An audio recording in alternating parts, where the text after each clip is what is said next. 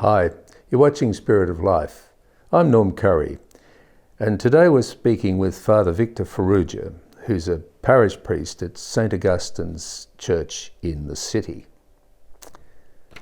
Thanks for coming in again, Father. Last week we sort of finished on the issue of the principle of I, me and mine. Now that has an absolutely dramatic effect on love. It actually is the death of love, really. Can you give some examples of the way in which, and this goes into your spiritual direction work, I would imagine, but the way in which you've been able to see transformation in people who have had their eyes taken off themselves to be able to see. And there are some beautiful examples, and I'm sure you'll have a few.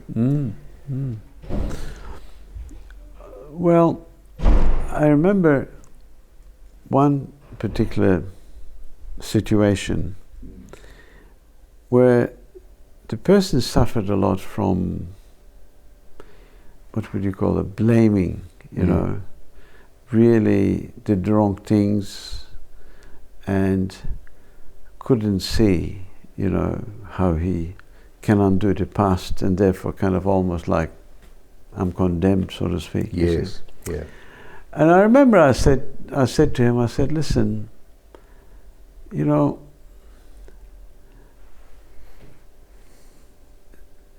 I said, saying that you are guilty of doing this is excellent. It means you're not psychotic or psychopathic or whatever, that you've got a sense that there are consequences to the wrong things you've done. I said, and that's wholesome, and it is a fantastic foundation for you, allowing the Lord to draw you to a new chapter in your life.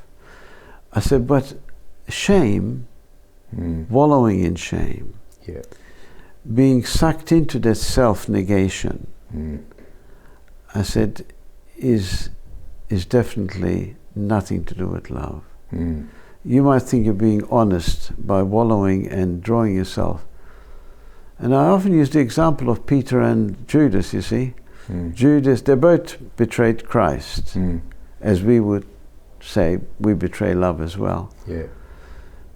Peter even more than Judas, because he denied himself from being a Christian. Whereas Judas at least had to identify himself, you know, I'm a club member, you know. But the difference was Judas kept his eyes on himself and wallowed himself into a hole and eventually suicided. On the other hand, Peter, the bigger traitor, somehow or other kept his eyes on Christ. And what did Jesus do? Basically, he just said, do you love me unconditionally, Peter? And Peter would shake his head and say, oh no, I couldn't, I've betrayed you, you know.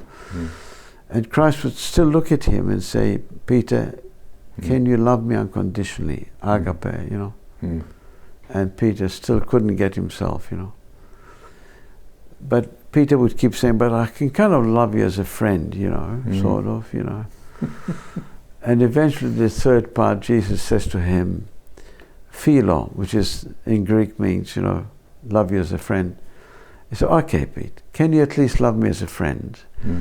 And I love quoting that, because love goes to the level of the one that's trying to draw out of self-hatred and unbridled guilt, and particularly destructive shame. There's no other medicine, really. And so I start trying to listen firstly and wait until something is said that has to do with total shame. Where a person, because of his wrong action or her wrong actions, somehow say, but I'm not good, you know, I'm just not worth anything and whatever. They immediately, and often that begins to be my starting point, if you like, to make them realize the difference between guilt and shame. And that love ultimately can deal with guilt, but love is shut out when a person decides to stay with shame. Yeah. You see, we've done terrible things really in the church of creating a sense of, if you don't do this, God doesn't love you. We condition God to reduce him to the way we love, which is, sadly God's. Constantly Christ met the adulterous woman, the woman at the well, Yes. Constant examples of All him the time, yeah. reaching out, Yeah. which is what love does. Yeah, yeah, it does, and it's when you look at the, as you say, the church, but also most institutions, particularly anything which got legal structures and things around it. We'll take the law itself, criminal law or general law, really, but certainly criminal law. There's not 1 ounce, there's not 1 scintilla of love in there, because it's defined out by ideas. We live in a world of ideas, and the young kids are picking up all sorts of ideas. Do you see that as being, we're looking at a foundation here. You've mentioned in an earlier conversation that you were encouraged by seeing, was it a group of young women doing some work for people in Africa or something? Oh, I get gobsmacked at the enthusiasm and the sense of I can do some small thing to make somebody else's life that is not as privileged as I am better. Yes. And I get that kind of enthusiasm sometimes in the young ones, which as an older guy gives me great hope. There's an admission. Yes. Yes, I think that's right. And what we've been watching is that those little enthusiastic bubbles of love seem to be popping up. They're a bit more effervescent amongst younger people. And what I'd like to do is talk to you about that, but we'll do that after the break. Sure. We're out of time. Be back in a minute.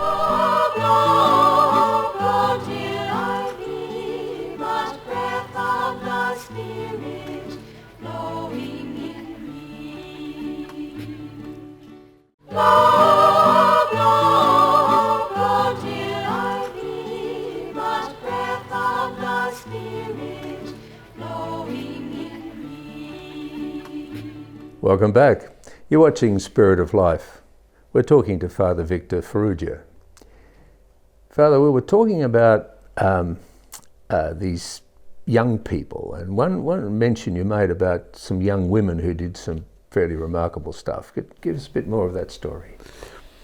Well, they were hardly had left school actually, I think at that age, so secondary school, and yet there was an enthusiasm, but it was not just fluff stuff. They actually went into a lot of trouble to set up the project, to help these women in the poor parts of the world, without going into details about that, but who were factory workers who were producing the stuff, and they set up little outlets for them here where they could sell the products and do it explaining that this would help this community, for example, or that community, or whatever it is. But it was kind of reaching beyond the confines of what the world today sometimes puts us in the clasp of self-made. I've made my millions, and stuff like that. Yes. So they had a generosity of spirit, you see.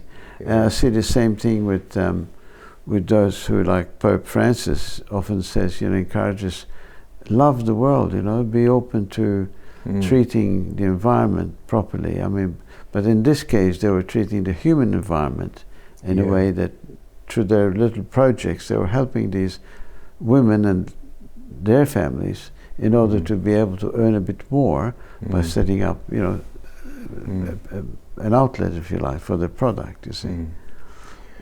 Well, are you encouraged by the appearance of this incremental love? Because much of it is actually outside of religion. It's out. Well, it's not. Shouldn't say out of religion. It's outside of the churches anyway, because many of these young people are actually they declare themselves to be atheists, or they declare themselves to be normally be spiritual but not religious. Often that's the catch cry. Yeah. That's the one. That's the one.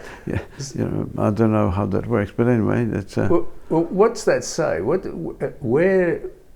does love look like when it's been incrementalized? Yeah. I know that when people come, for example, to church, if all they're going to get is highfalutin philosophy and theology, which I always loved, but interesting subject to think about, to know about and to have as a background, but in the long run, we call it communion because we are there to celebrate unus, one with whom? With God, with others, and with our true self. And I'm a great believer that, if we don't, somebody said, look, love and truth must always be addressed to a person's human situation. Yeah. I could have the most wonderful thesis and lecture on truth or on love, but if I'm not addressing myself to the person's own situation, this was actually verbalized very much by a spiritual director of mine, and we were talking a bit about this, and I mentioned it, and then he agreed, and she agreed, and we kind of talked a bit, and I really believe that. Christ constantly did not run to, he taught in the synagogues, but most times he addressed himself to people's realistic life situation, which is what love really is. Love is not, as much as it supports truth, as much as it supports study, but the exercise of love is a movement of the heart, really. And I mean, I see it with parents, with their children, you see, and I often use that. I remember one time, ages ago, there was a young couple, not a young couple, sorry, an old couple, 56-year-olds, you see, and I didn't say anything. I knew it was their anniversary, and I went up and I introduced them as they've been married for 56 years, And amazingly, I said to them, what is it, that really captures you to maintain a marriage going for 55, And he immediately said listening. And she said dedication, and then she said, but above all, love. And of course, she was a survivor from a family that suffered a lot in the war. Never knew true expressed love, if you like. For him to hear her say that, she would always find it very hard to say it, but she practiced it, of course, and that was such a wonderful lesson. So to see these young people, actually, not in a sense doing it because God's going to punish them, but because of something they've located within their own spirit, and try to bring that to others, is, in a sense, I could almost say religion at its best, because religion comes from two words, legare, connecting again. You see, connecting us to what? To love, really. And that rolls over into, if you spend time around some suburbs in Melbourne, your Fitzroys and your Carltons, etc., you will see lots of people riding bikes, and they are clearly environmentally aware, and if you listen to them and talk with them, you'll certainly find they are. And that's another example of incremental love. The remainder of their spiritual life, or their love life for that matter, may not be all that healthy. However, this one particular point of focus acquaints them with a deep love. Yes. Now, how do you see that as, because that joins together where is it best joined together? Normally it would be joined together in the old days. It'd be joined together in a church, to join together in some sort of activity. Is there a place for it to be joined together now, like on the internet? Where would you see it joining together? Well, it's really, it's where people are searching for that love. And like, I had some, as a young child, some deep experiences of love in church and connecting with people. And as I said to you before, even this wonderful monk, you know, who just, without saying a word, there was a sense of connectedness or something. And now, as you say, I mean, Pope Francis is constantly referring to these movements of love, you see. Not necessarily only what happens in church, if it happens in church, you see. So the church's failure is always around this topic of non-connectedness, you see. Non-connectedness. Yes, and there's always a problem if you're not connected with time as well. You go over it. We'll be back in a moment.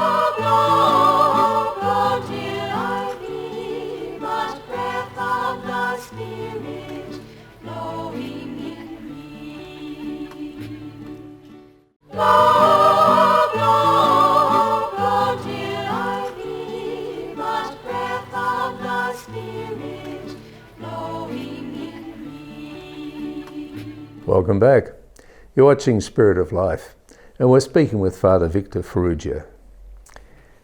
We're on a bit of a run with this love thing, and what we're looking for is to say, okay, we're recognizing incremental love. We're recognizing love for someone might love their garden, and they might love their dog, or they might love the music. What do you think of a process, or do you think there is a process for bringing those loves together and for the recognition of the fact that they are in fact the same love? It's incremental, but it's the same love. How would we manage that? Okay. I suppose I'd have to be careful that, say, a wife doesn't hear her husband say, "I love my dog the same way as I love you," because I don't think that will go too well. But the strength of this whole theme of love, yes, as you rightly pointing out, has incredible boundaries, incredible, almost limitless boundaries, because love by its nature connects, and we are created to be connected, you know. And to that extent, whether we're connecting with a pet dog or a pet cat or an animal or the world of forestry or the sea, it's at each level, if you like, the theme is the same. Yes. There's connectedness, awareness of greatness or awareness of depth, but beyond that awareness, which could be just a head trip, yes, there is an openness of connectedness, of being connected with. I remember a father, you know, saying to me, my daughter was up, 2-year-old daughter was up with a nightmare, she was crying, so he said, I held her and I started singing a lullaby to her. And he said, and as I was singing lullaby, she was being comforted, and all of a sudden I could feel this love just pouring out of me. And every now and then she'd half open her eyes, and I'd feel this love coming back, and he said, and I was reduced to tears. You see? Yes. And I was getting a bit teary listening to him tell the story because of the way, in the manner in which he was saying this, I could tell it was overflowing from the experience of connectedness. Without connectedness, really, whether it be with animals, with nature, with God, with ourselves, with each other, you know, love ultimately, I go back to my acronym, the GOD, the ground of what defines us really is love. Yeah. Take love out of the formula, and what have you got? Yeah. You see. You touched a couple of times there a critical word, isn't it? Is that of experience. Love is an experience. Yes. And I guess that's one of the ways, maybe, if we're sort of looking for a pathway to collective healing, is to recognize that each experience is actually self-sustaining, but also identical. So if I'm standing with someone loving their dog, you see dogs when they're in the play parks that they're in. Yes. The dogs love one another, they're cool. But so do the owners. The owners are there sharing the depth of their love. And the flower show, you go to the flower show, everybody there is loving flowers, and there's an intensity of their love for flowers. Yes. So that love, what do you think the pathway would be to, I know you said, Pope Francis mentioned it earlier, to bring the awareness of those loves together in equality, the equal loves? Look, when I go to my source, which is how did Christ bring this about? Attentiveness to the other, attentiveness to detail of not prejudging the person I'm talking to, but presuming that this person truly is precious. Yes. Especially when he or she are in the depths of desolation, for example. Yeah. You know, I remember a story about Mother Teresa. You know, she picked up this old guy. He's full of worms, you know, eating at his flesh. And of course, she took care of him, cleaned him out. He died within about a few hours. And someone said, well, what use was that? You know, he died anyway. And she said, well, this poor man lived like a dog, a rabid dog at that. She said, but he died like a human being. Yeah. And, you know, really, the magic, if we want to call it, there's no magic to love. It's hard work at times. It's very hard work. And this inner perception that whether I'm watching a tree or an animal or the sea or man or woman or a sick person, you know, if you want to know love, talk to some palliative nurses who can generate life at the end of somebody's life through their love. You see, the test of true love. Absolutely. And on that point, we'll need to close. We're out of time. Lovely. Father, thank you so much. The discourse on love, we could go on for a long time. Yes, I know. You've been watching Spirit of Life. We'll be back next week, and thanks for watching. Bye for now.